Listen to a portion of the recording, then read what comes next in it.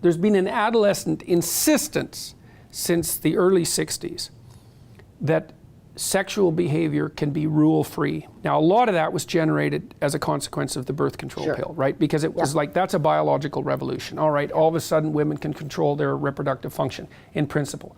Question one, what does that make women? Because now they're a new biological entity, right? Yeah. And so it's wide open. What are women now? We don't know. The next thing that's wide open is, well, maybe there are no rules for sex then. There's an impulsive part of human beings, it's associated with the sexual drive obviously, that would love it if there were no rules governing sexual behavior, because then it would be all orgies all the time with no consequences, right? And so, but the problem is that all of that's untrue, because you can't divorce sexuality from emotion. You also can't divorce it from responsibility. You can't divorce it from family. You can't divorce it from respect. You can't divorce it from children. Like, it's so central. You can't divorce it from power. You can't divorce it from tyranny or love. Like, it's central, and it involves all those other things. And so there are rules. The question is, what are the rules? And the answer is, no one knows. So there's going to be mistakes everywhere, all the time. Where do you draw the line between a sexual invitation and harassment? Well, like a cynic would say, anything unwanted is harassment. Well, how the hell is the person who's making the offer supposed to determine that beforehand? Yeah, you make the offer or the invitation in part to find out whether if it's welcome. wanted. Yes, and the terrible thing about that in part is that it's almost always men who do that, right? Men make the offer.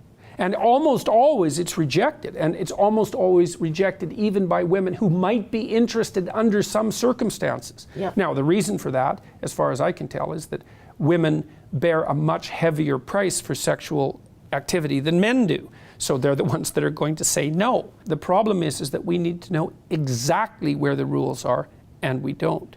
In this climate, though, where we're not sure of the rules, we're not sure where the lines are, when does a glance become a sexual offense?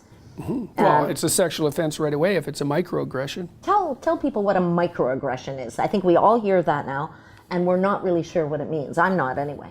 A microaggression is any act, no matter how subtle, that makes the recipient uncomfortable regardless of the intent of the perpetrator. Good grief. Right. Good grief. Yeah, because we're getting away from intent, eh? Yeah. It's all consequence. It's all how it's received. Yes.